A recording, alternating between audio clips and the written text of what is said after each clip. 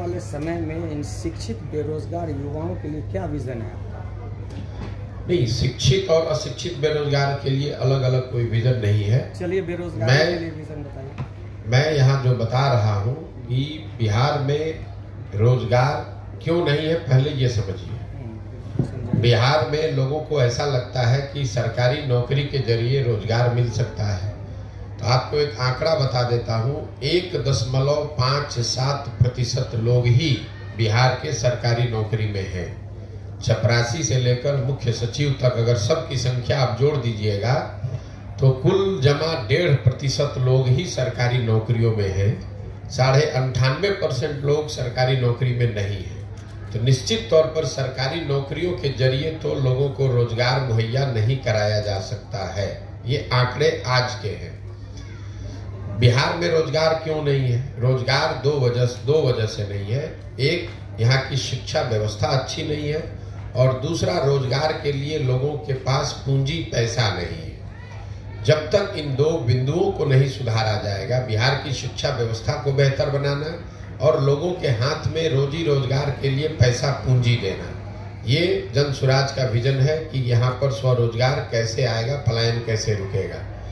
शिक्षा की जो स्थिति है वो लोगों को पता है। यहाँ पर स्कूल से खिचड़ी बट रही है, कॉलेज से डिग्री बट रहा है, पढ़ाई दोनों में कहीं नहीं हो रहा है। तो शिक्षित बेरोजगार, आपको भले वो शिक्षित लग रहा है, वो शिक्षित है नहीं, वो डिग्री धारक बेरोजगार है। वो शिक्षित बेरोजगार नहीं है, डिग्री धारक बेरोजगार है। उसने शिक्षा नहीं ग्रहण की है, उसने डिग्री हासिल करी है। लेकिन जो दूसरी बड़ी समस्या है कि आखिर ये बेरोजगारी खत्म होगी कैसे? बेरोजगारी यहाँ खत्म होगी लोगों को पूंजी मुहैया कराकर। बिहार में जो बिहार से पलायन है वो सिर्फ श्रम का पलायन नहीं है, लोगों का पलायन नहीं है, बुद्धि का पलायन नहीं है। एक बहुत बड़ा पलायन यहाँ से पूंजी का पलायन है, जिसकी चर्चा यहाँ लोग करते नहीं है, जिनकी समझ ज्यादा है नहीं लोगों को। पूंजी जो है वो रोजगार का सबसे बड़ा जरिया है। अगर मान लीजिए कि आपको बाल काटने आता है, अगर आपके पास 10, 20, 50 हजार रुपए हो और बैंक से आपको 1 लाख रुपया कर्ज मिल जाए, तो आप एक सैलून खोल लेंगे, उसमें 3, 4, 5 लोगों को नौकरी रोजगार दे देंगे। लेकिन अगर वो पैसा पूंजी आपके पास न हो तो बाल काटने आने के बावजूद जाकर किसी सैलून में आप नौकरी करेंगे, मजदूरी करेंगे। तो बिहार में पूंजी क्यों नहीं है? पूंजी के 2 स्रोत है, इसको पहले ध्यान से समझिए। पूंजी 2 तरीके से लोगों को मिलता है। एक, जो पैसा आप कमाते हैं, कमाने के बाद जो खर्च के बाद पैसा बचता है वही आपका मूलधन हुआ, पूंजी हुई। अगर आप 100 रुपया कमाए, 80 रुपया खर्च हुआ, 20 रुपया बचा, वही आपका पूंजी है। तो एक पूंजी का जरिया है बचत, दूसरा पूंजी का जरिया है बैंकों से मिलने वाला कर्ज। अगर आपके पास 20 रुपया बचा हुआ है, बैंक वाले आपको 50 रुपये कर्ज देंगे तो 70 रुपये का आप काम कर पाइएगा। तो बिहार में बचत इसलिए नहीं है कि यहाँ प्रति व्यक्ति आय है 35,000 रुपया। देश में प्रति व्यक्ति आय है 1,35,000 रुपया। तो 35,000 रुपया कमाने वाले समाज में इस महंगाई के जमाने में बचत तो इतनी बड़ी हो नहीं सकती है कि आपके पास पूंजी आ जाए। दूसरा, जो बैंकों में पैसा जमा हो रहा है, बैंक यहाँ लोगों को पूंजी दे नहीं रहे, ऋण लोन दे नहीं रहे। इसका उदाहरण आप समझिए। देश में बैंकों के ऋण को नापने के लिए एक पैमाना है जिसको कहते हैं क्रेडिट डिपॉजिट रेशियो।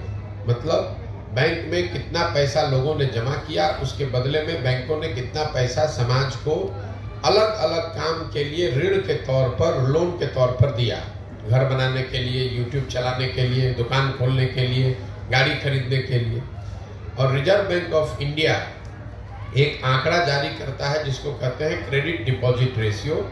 देश में ये आंकड़ा है 70% का। मतलब जितना देश भर के लोगों ने बैंकों में पैसा जमा किया, अगर 100 रुपया जमा किया तो बैंकों ने 70 रुपया कर्ज के तौर पर लोगों को वापस दिया। बिहार में सीडी रेशियो है 40%। 1990 में जब लालू जी मुख्यमंत्री बने तो बिहार में सीडी रेशियो था 40। लालू जी के 15 साल के शासनकाल में सीडी रेशियो घट के हो गया 28, और अभी 18 साल के नीतीश के प्रयास के बावजूद भी ये अभी भी 40 ही है। इसका असर क्या होता है ये समझिए। पिछले वर्ष, ये हेडलाइन नोट कर लीजिए, पिछले वर्ष बिहार की गरीब जनता ने बैंकों में 4,21,000 करोड़ रुपया जमा किया। 4,21,000 करोड़ रुपया बिहार में लोगों ने बैंकों में जमा किया। बैंकों ने 40% के सीडी रेशियो के हिसाब से कर्ज के तौर पर 1,61,000 करोड़ रुपया लोगों को दिया। बाकी पैसा 2,80,000 करोड़ कहाँ गया? ये पैसा चला गया दूसरे राज्यों में, जहां पर उद्योग धंधे लग रहे हैं, जहां स्वरोजगार है, जहां तरक्की है, जहां व्यापार है। 1990 से लेकर पिछले वित्तीय वर्ष में कुल जमा 1990 से अगर आप जोड़ेंगे 32 साल में बिहार के बैंकों ने 26,20,000 करोड़ रुपया, बिहार के लोगों का रुपया, ये बाहर के उद्योगपति का पैसा नहीं है, ये सरकार का बजट का पैसा नहीं है, बिहार के लोगों के बचत की हुई राशि 26,20,000 करोड़ रुपया बैंकों ने यहां से ट्रांसफर कर दिया दूसरे राज्यों में, जहां पर तरक्की है, व्यापार है, रोजगार है। आप जरा अंदाजा लगाइए कि अगर 26 लाख करोड़ रुपया बिहार के बैंकों ने यहाँ के लोगों को ऋण के तौर पर भी दिया होता तो कितने ज्यादा लोगों ने यहाँ घर बनाया होता, कितने ज्यादा लोगों ने गाड़ियां खरीदी होती, कितने ज्यादा लोगों ने स्वरोजगार का कोई ना कोई शुरुआत करी होगी। तो बिहार, और ऐसा नहीं है कि ये बैंकों की मनमर्जी है कि वो कितना पैसा ऋण दें, ये उनकी वैधानिक जिम्मेवारी है कि कम से कम 70% पैसा जो जमा होता है वो उनको ऋण के तौर पर देना ही देना है। और उस कमेटी को चेयर करते हैं मुख्यमंत्री राज्य के। ये भी नहीं है कि बैंक अपना जो चाहे वो कर ले, मुख्यमंत्री उस कमेटी के चेयरमैन हैं, जिसमें यह तय किया जाता है कि बैंकों को 70% पैसा कर्ज के तौर पर लोगों को देना है। लेकिन बिहार में जैसे मुख्यमंत्री की बात पदाधिकारी नहीं सुन रहा है, अफसर नहीं सुन रहे हैं, उसी तरह से बैंक वाले भी उनकी बात नहीं सुन रहे हैं। और दूसरी दिक्कत यह है कि यहाँ के नेताओं को या समाज में इस बात की ज्यादा समझ है ही नहीं। तो आपको लगता है कि वो चीनी मिल चालू हो जाएगा तो उद्योग लग, उससे रोजगार मिलेगा। एक चीनी मिल लगेगा, उसको लगाने का खर्चा आएगा 10,000 करोड़ मान लीजिए, उसमें 2-4-5,000 आदमी को नौकरी मिलेगा।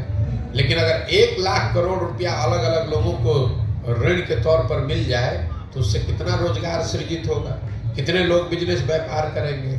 तो जन सुराज का विजन ये है कि यहाँ पर शिक्षा को रोजगार पाने वाला बनाया जाए, लोगों को डिग्री नहीं बांटा जाए, लोगों को शिक्षित किया जाए और फिर उनको पूंजी मुहैया कराया जाए बैंकों के जरिए, ताकि लोग अपने क्षमता के अनुसार, अपनी इच्छा के अनुसार कुछ न कुछ रोजगार कर सकें। उससे उनकी आर्थिक तरक्की होगी और उसी से बिहार का विकास होगा। जब तक शिक्षा और पूंजी ये दो चीज मुहैया नहीं होगी तब तक सरकार के किसी भी प्रयास से बिहार में गरीबी खत्म नहीं हो सकती है। आपके कहने के अनुसार डिग्री मिला, लोगों में ज्ञान नहीं है? बिल्कुल नहीं, हमारे कहने के अनुसार नहीं। आपको आप उससे अगर इत्तेफाक नहीं रखते, यहाँ की शिक्षा व्यवस्था जो है बिहार की, उसको कैसे संचालित किया जाए? शिक्षा व्यवस्था फिर वही बात है, हर चीज को आप लोग 2020 मैच के तौर पर देखते हैं। यही यहाँ के नेताओं का भी हालत है। शिक्षा व्यवस्था कैसे सुधरेगा? शिक्षा व्यवस्था क्यों बिगड़ा है पहले इसको समझिए। इसलिए नहीं शिक्षा व्यवस्था बिगड़ गई है, लोग कहते हैं कि स्कूल से खिचड़ी बट रहा है इसलिए शिक्षा व्यवस्था खराब है। अगर खिचड़ी बटने से शिक्षा व्यवस्था खराब होती तो कॉलेज में तो खिचड़ी नहीं बट रहा है, 8वीं क्लास से ऊपर के स्कूलों में तो खिचड़ी नहीं बट रही है, वहां शिक्षा व्यवस्था क्यों खराब है? कुछ लोग कहते हैं कि नियोजित शिक्षक गुणवत्ता उनकी खराब है इसलिए शिक्षा व्यवस्था खराब है। तो अगर नियोजित शिक्षकों से ही शिक्षा व्यवस्था खराब है तो Patna science college, CM science college, MS college Bettiah, Patna college में पढ़ाई क्यों नहीं हो रही है?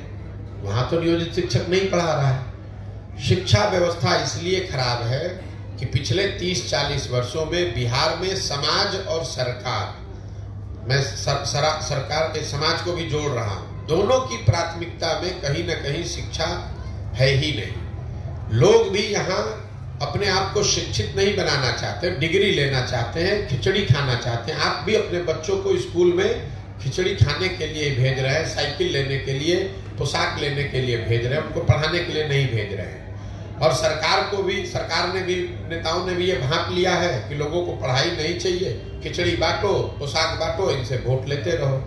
तो कहीं न कहीं समाज और सरकार दोनों की प्राथमिकताओं में शिक्षा है ही नहीं। पूरा समाज अपने ये समझ ही नहीं पा रहा है कि अगर हम जब तक शिक्षित नहीं बनेंगे तब तक हमारा बच्चा, उसको जीवन भर मजबूरी में मजदूरी ही करना पड़ेगा। तो समाज के स्तर पर यह प्रयास होना चाहिए। जहां तक सवाल है सरकार इसको कैसे सुधारेगी, हम लोग का अपना मत है कि शिक्षा व्यवस्था सुधारने के लिए बिहार में हर जगह विद्यालय बनाने के बजाय हर प्रखंड में 5 विश्व स्तरीय विद्यालय बनाने की जरूरत है और सारे विद्यालयों को बंद कर दिया जाए, 5 अच्छे विद्यालय बनाए जाए और लोगों तक शिक्षण संस्थाओं को पहुंचाने के बजाय लोगों को अच्छे शिक्षण संस्थाओं में पहुंचाया जाए। इसका मतलब ये है कि अगर एक प्रखंड में 5 सही विद्यालय बना दिए जाएं और लोगों को स्कूल बस की सुविधा दे दी जाए तो लोग 15 मिनट, हम लोग का अपना आकलन है कि किसी भी परिवार के बच्चे को 15 से 20 मिनट से ज्यादा समय नहीं लगेगा स्कूल बस के जरिए उस स्कूल में पहुंचने में, जहां पर सिर्फ खिचड़ी नहीं बटेगा, जहां पढ़ाई होगी।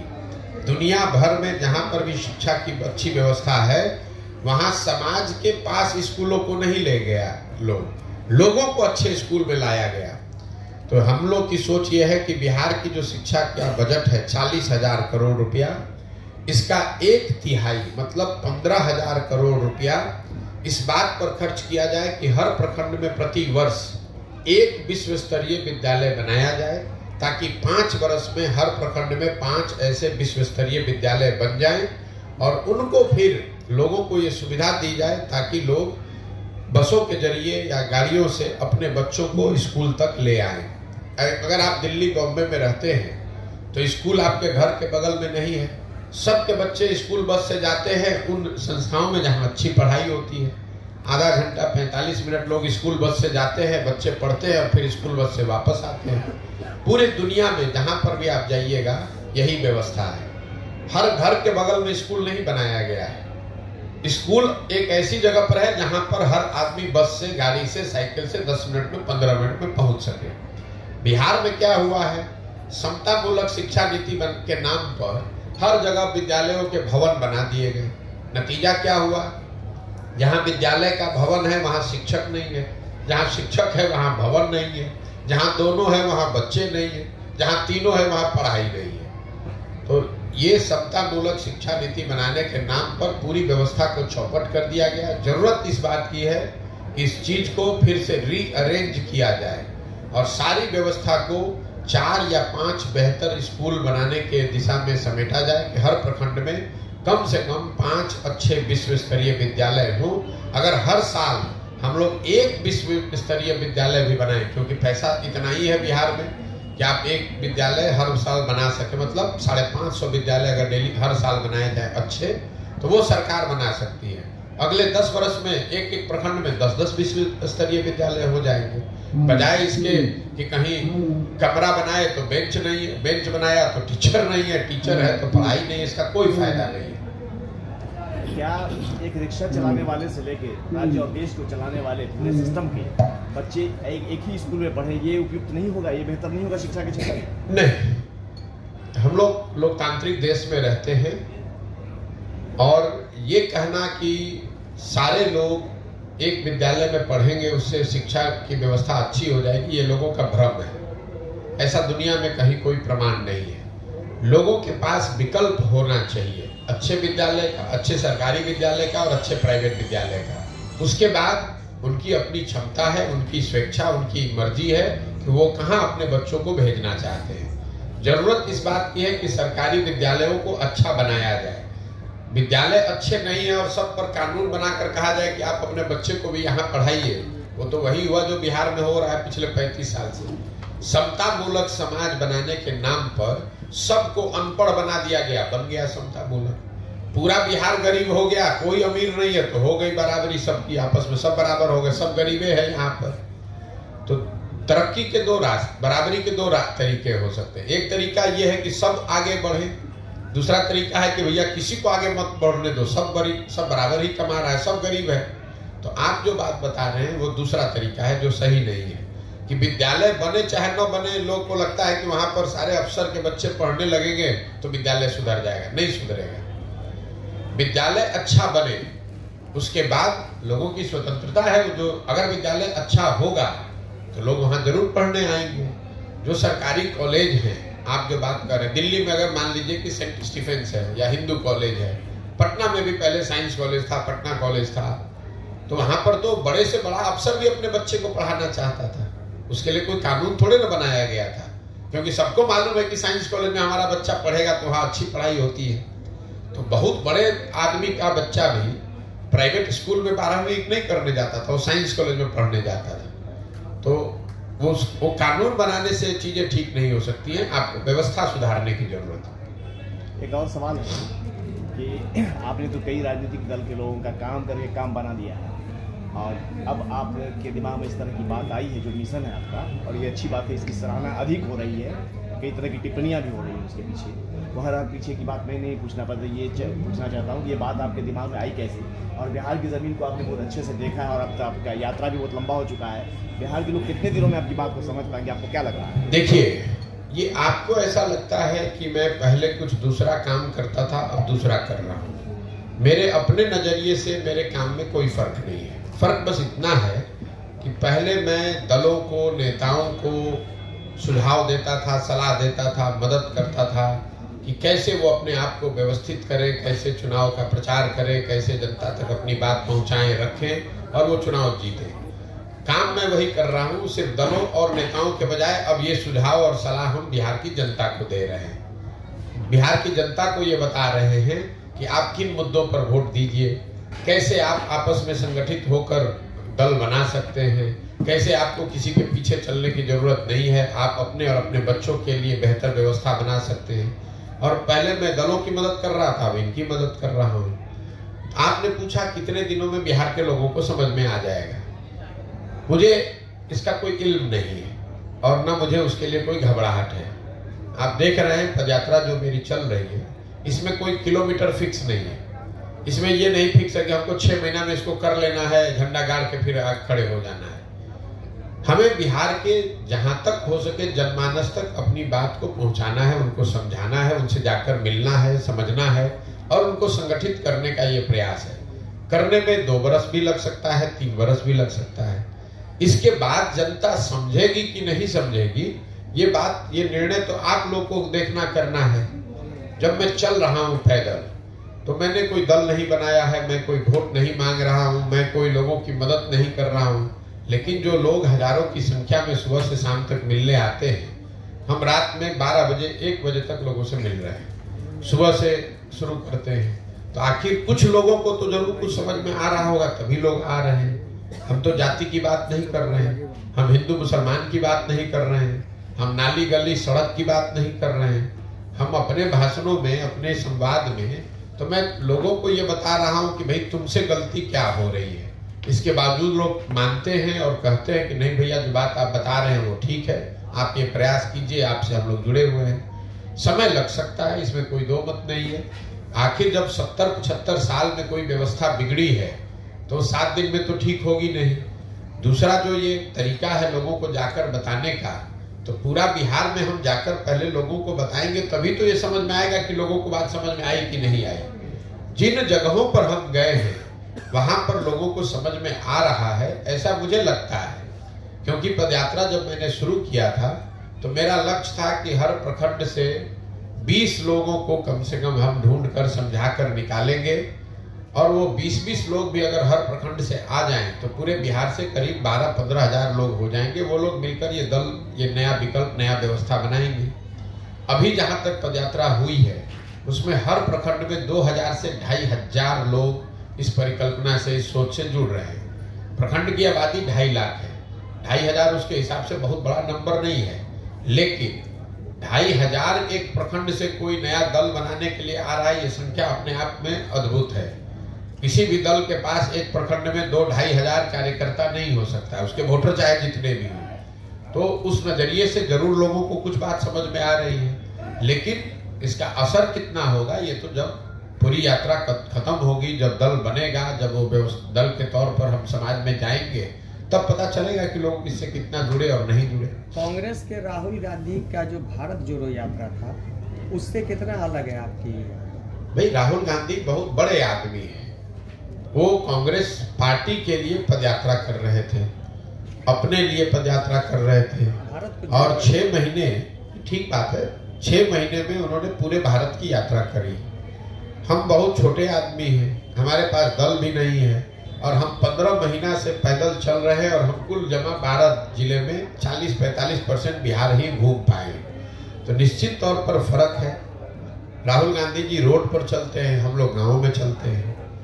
राहुल गांधी जी ने एक तय सीमा में उन्होंने उस यात्रा को पूरी की। हमारे पास कोई समय सीमा ही नहीं, हम बेरोजगार बैठे हुए हैं तो 2-4-5 वर्ष भी घूमेंगे, हमें कोई दिक्कत नहीं है। उनके पास बहुत सारे काम हैं, पूरा देश उनको देखना है, तो 6 महीना ही समय निकाले तो उनके लिए बहुत है। मुझे ऐसा लगता है कि बिहार को के बेहतरी के लिए मुझे 2 साल लगे, 3 साल लगे, मुझे जमीन पर उतरकर गांव-गांव जाकर जो काम मैं कर रहा हूं वो करूं। दूसरा क्या कर रहा है उससे हमें कोई लेना देना नहीं। सर, 2014 से जो देश की राजनीति में उपजा है जाति धर्म, आप पदयात्रा चला रहे हैं, बिहार के लोगों को जागरूक कर रहे हैं, विकास पे चुनाव लड़िए, अपने लिए चुनाव लड़िए, अपने बच्चों के लिए वोट दीजिए। आपको लग रहा है कि यहाँ के लोग आपकी बात से सहमत हैं या फिर आपकी बात को समझ रहे हैं? भैया, मैं आपको बार बार वही सवाल आप दोबारा पूछ रहे हैं जो साहब ने पूछा। लोग समझ रहे हैं कि नहीं, ये बात तो आप लोगों से पूछिएगा, हम तो बता नहीं सकते हैं, हम तो अपनी बात कह रहे हैं। आपने कहा कि अगर लोग, मैंने ये कहा कि अगर लोग समझ नहीं रहे तो यहाँ आ क्यों रहे? हम किसी को गाड़ी भेजकर तो बुला नहीं रहे, हम तो यहाँ कैंप में बैठे हुए हैं। 25 आदमी आएगा तो भी बात करेंगे, 500 आदमी आएगा तो भी बात करेंगे। कोई आपको ये नहीं मिला होगा ये बताने वाला कि प्रशांत किशोर ने गाड़ी बस भेजा है, हम लोग को कैंप में बुलाया है। हम आकर यहाँ पर कैंप लगाकर बैठे हैं, अपनी बात कह रहे हैं। आपको अच्छा लगे तो जुड़िए, नहीं अच्छा लगे तो जहाँ है वहाँ रहिए। ठीक है भैया। नीतीश कुमार का बनारस रैली होने वाला है। आप बोलते हैं कि नीतीश कुमार का राष्ट्रीय स्तर पर कोई वर्चस्व नहीं है। हमको बोलने की जरूरत है। नीतीश कुमार का बिहार में जब कोई वर्चस्व नहीं तो राष्ट्रीय स्तर पर कैसे वर्चस्व हो जाएगा? आप हमारे कहने पर मत जाइए। 243 विधायकों के यहाँ पर विधानसभा में नीतीश कुमार का 42 गो विधायक है, तो क्या बताता है कि बिहार में बहुत उनका वर्चस्व है। 12-13% पूरे बिहार में वोट उनको मिला है, तो ये क्या बताता? अगर 100 में 12% आपको वोट मिलेगा तो बिहार में आपका वर्चस्व बताता है। तो जिसका बिहार में ही वर्चस्व नहीं है उसका देश में कैसे हो जाएगा? ये तो लॉजिक, कॉमन सेंस की बात है। रैली करने को तो आप जाकर केरल में रैली करने लगे तो कोई रैली करने पर तो रोक है नहीं। सुशासन बाबू क्यों कहला रहे हैं? हमको तो कोई नहीं मिला जो नीतीश कुमार को सुशासन बाबू अभी कह रहा है। पहले किसी जमाने में 2005 से 2012-13 का एक दौर था जब लोगों को, बिहार की जनता को ऐसा लगा था कि बिहार में कुछ सुधार हो रहा है, और वो इसलिए लगा था कि बिहार की जनता ने 15 बरस लालू राज, जंगल राज देखा था। तो जब बहुत अंधेरा होता है उसमें एक छोटा सा दिया भी जलेगा तो उसका प्रकाश थोड़ा ज्यादा दिखता है, और कुछ प्रयास उन्होंने शुरुआती दिनों में किया भी था। लेकिन 2014 के बाद जो नीतीश कुमार हैं उनको कोई भी सुशासन बाबू नहीं कहता। वो तो खुद ही अपने आप को अगर कह रहे हैं तो सुशासन बाबू कह रहे हैं, जनता तो नहीं कह रही है। कहीं गांव देहात सड़क पंचायत पे तो हमको कोई नहीं मिला ये कहता हुआ कि नीतीश कुमार सुशासन बाबू है या जो राज वो चला रहे हैं इसमें सुशासन है। लोग तो ये बताते हैं कि लालू जी के राज में अपराधियों का जंगल राज था, नीतीश कुमार के राज में अधिकारियों का जंगल राज है। फर्क तो कुछ नहीं है दोनों में। अच्छा, बहुत लंबे समय से नीतीश कुमार और तेजस्वी यादव एक मंच पे दोनों साझा नहीं किए, क्या लग रहा है आपको नीतीश कुमार फिर? भाई इतना हम दिमाग लगाते नहीं है नीतीश कुमार कहाँ रहेंगे, तो किसके साथ मंच साझा कर रहे हैं। नीतीश कुमार को खुद नहीं पता है कि वो कहाँ रहेंगे। हमको इतना पता है कि नीतीश कुमार के राजनीति का ये अंतिम दौर चल रहा है। आने वाले कुछ महीनों में, खास करके लोकसभा चुनाव में चुनाव के साथ नीतीश कुमार के दल, जनता दल यूनाइटेड का विघटन शुरू हो जाएगा, और उसके बाद कुछ महीनों में उनका पूरी तरीके से यहाँ खात्मा हो जाएगा राजनीतिक तौर पर।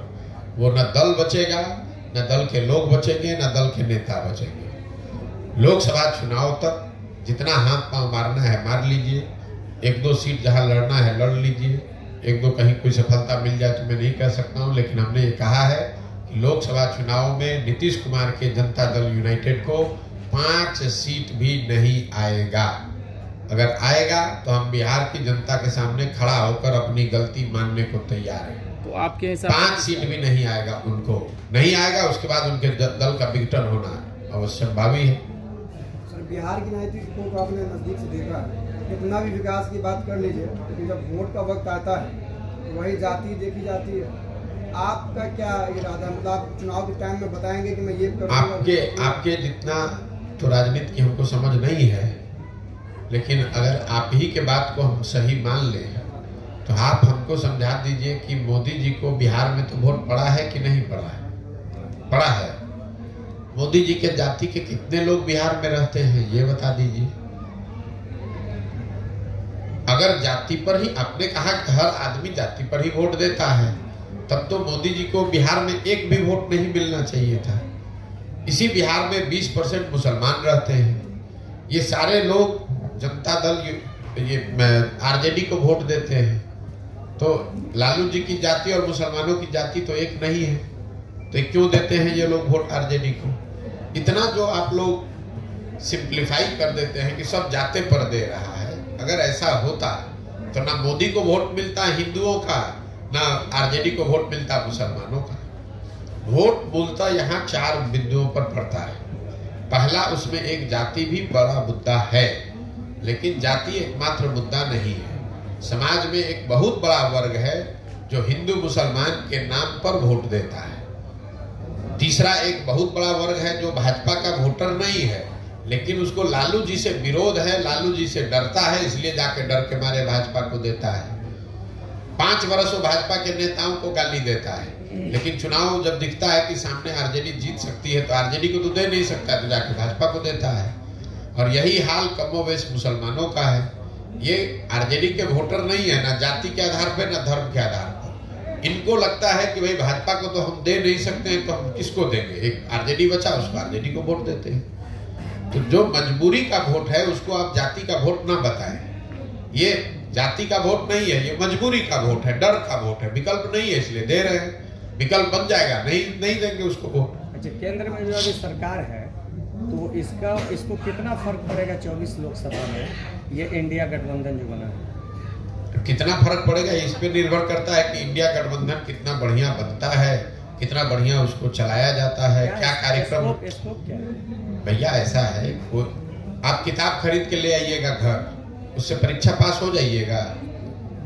सबसे बढ़िया जो मार्केट में किताब है वो खरीद के ले आइए, बिना पढ़े हुए पास हो जाइएगा। तो इंडिया अलायंस वैसे ही है कि आपने किताब मार्केट से जमा कर लिया, अब उसको पढ़ना भी तो पड़ेगा भाई। कोई उसका कार्यक्रम हो, नैरेटिव हो, नीचे जनता उससे जुड़े समझे, तब तो फायदा होगा। किताब खरीद के ला के घर रख लीजिएगा और कहिएगा परीक्षा में कितना नंबर आएगा। पढ़िएगा, बढ़िया पढ़िएगा तो बढ़िया नंबर आएगा, नहीं पढ़िएगा तो फेल हो जाइएगा। वही हाल इंडिया अलायंस का भी होगा। बहुत बहुत धन्यवाद भैया। आखिरी सवाल कर लिया जाए। सर, भाजपा का जो राजनीति का तरीका आप जानते हैं, हिंदू मुस्लिम वाला है, और भाजपा के पीछे पूरी आरएसएस की पूरी लॉबी जो 100 साल की तैयारी होती है, और लगातार आरएसएस के जो भी कार्यकर्ता हैं या फिर उनको मानने वाले बढ़ते जा रहे हैं, यानी भाजपा के वोटर्स बढ़ते जा रहे हैं। जब भाजपा के वोटर बढ़ेंगे तो इधर सेकुलर वोटर तब कम होते जाएंगे। सर, उन्हें रोकने के लिए क्या तरीका? ऐसा है कि अगर भाजपा के वोटर बढ़ ही रहे हैं जैसा आप बता रहे हैं, तो भाजपा फिर 15 राज्यों में चुनाव कैसे हारी है? तो जीत भी रही है सर। भैया, जीत वहां रही है जहां उनका मुकाबला ज्यादातर जगहों पर कांग्रेस से है। तो अपनी ताकत से जीतने के बजाय वो कांग्रेस की कमजोरी से ज्यादा जीत रहे हैं। भाई, पूरा जो आपने कहा भाजपा का वोट बढ़ रहा है, ठीक बात है, वोट तो बढ़ रहा है, लेकिन पिछला जो 2019 में चुनाव हुआ उसमें भाजपा को 38% वोट पूरे देश में मिला। तो अगर 100 लोग जो वोट देने गए उसमें 62 आदमी तो भाजपा के साथ नहीं था, 38 आदमी भाजपा के साथ था।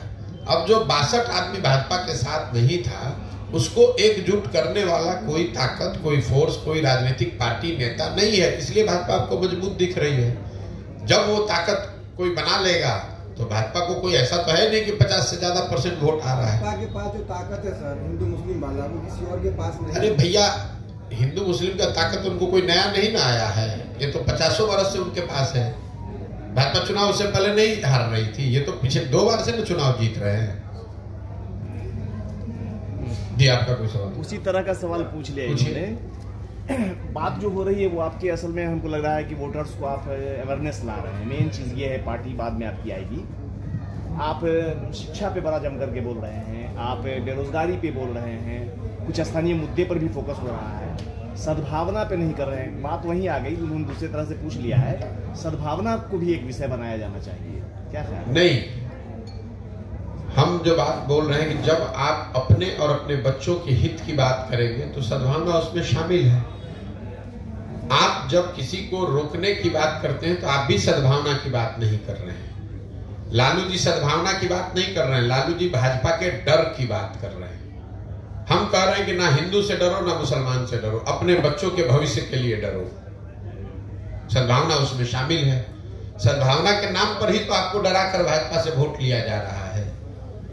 लालू जी ये कह रहे हैं कि भाई भाजपा से डरो, अपने बच्चे, अपना बच्चा अगर अनपढ़ भी है तो उसकी चिंता मत करो, हमको वोट देते रहो। भाजपा वाले भी यही कह रहे हैं कि भाई तुम मुसलमानों से डरो, तुमको तुम्हारा बच्चा बेरोजगार बैठा है उसका चिंता मत करो, तुम हमको वोट देते रहो क्योंकि मुसलमान से तुमको लड़ाई लड़नी है। तो ये सद्भावना कहाँ हुई? ये सद्भावना नहीं है, ये दूसरे का डर दिखाकर अपना पेट भरने वाली बात है। हम कह रहे हैं कि भैया तुम ना मुसलमानों की चिंता हिंदू करें, हिंदुओं की चिंता मुसलमान करें। आप अपने बच्चे की चिंता कीजिए।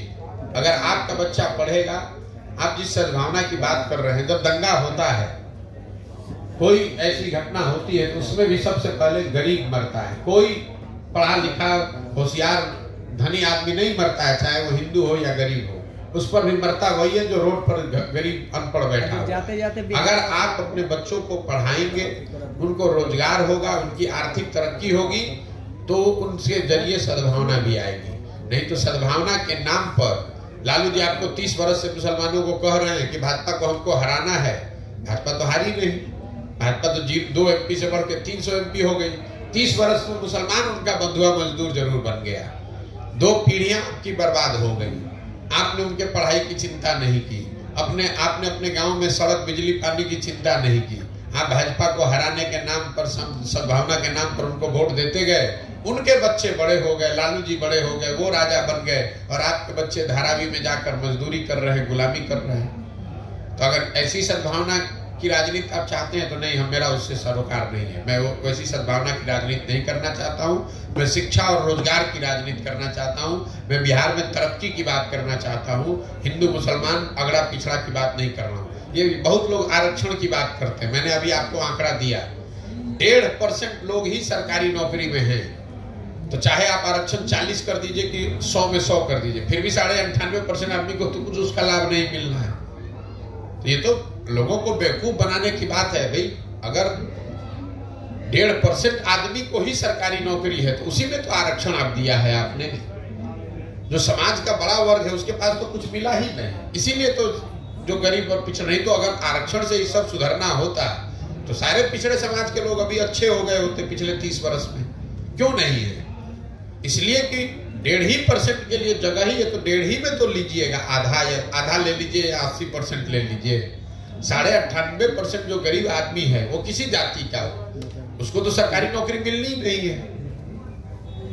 सर एक सवाल है, ये आरोप वाला सवाल है सर, क्योंकि जेडीयू या फिर आरजेडी की अगर बात करें, कोई पार्टी अगर अलग चुनाव लड़ती है उन लोगों से अलग, वो आरोप लगाते हैं बीजेपी की बी टीम में। आप पे भी लग रही है, एक MIM पार्टी है सर, उसमें भी लगती है। चलिए भाई देखिए, ऐसा है कि बिहार में इन तीनों दलों को मुफ्तखोरी की आदत लग गई है। अब आरजेडी को बिना कुछ काम किए हुए मुसलमानों का एक मुश्त 20% वोट मिल जाता है, तो क्यों चाहेंगे कि मुसलमानों के पास कोई विकल्प हो जाए ताकि उनके काम का वो आकलन होना शुरू हो जाए। वही हाल भाजपा का है। भाजपा को यहाँ वोटें मिला टोटल 19%। आप लोग भाजपा को इतना बड़ा दल बताते हैं जैसे लगता है कि पूरा बिहार में भाजपा है। पिछला विधानसभा चुनाव में भाजपा को 19.6% वोट मिला है बिहार में, सिर्फ 19.6%। नोट करके रखिए इसको। आप ऐसे बता रहे हैं जैसे बिहार का हर आदमी भाजपा को वोट दे रहा है। भाजपा को वोट वो मजबूरी में दे रहा है। सामने लालू है, लालू के जंगल राज से उसको डर लगता है तो जाके डर के मारे भाजपा को वोट दे देता है। देश में उसको कोई दूसरा विकल्प दिख नहीं रहा है तो दिखता है भैया ये लालू के दादर से तो अच्छा है, चलो मोदी को ही दे दो, इसलिए वोट मिल रहा है। विकल्प के रूप में आप हो सकते हैं। हम कोई तीसरा विकल्प नहीं, एक ही विकल्प है जो शिक्षा, रोजगार और तरक्की का विकल्प है, वो जनता का विकल्प है। वो विकल्प बनाने का प्रयास कर रहे हैं। जब विकल्प बनेगा तो आप देखिएगा ये दोनों का दोनों कट के साफ हो जाएगा। लोग इतना त्रस्त है बिहार में, चाहे भाजपा हो, जदयू हो, आरजेडी हो, लोग इतना त्रस्त है। कौन नहीं चाहता है कि उसके बच्चे को अच्छी पढ़ाई मिले।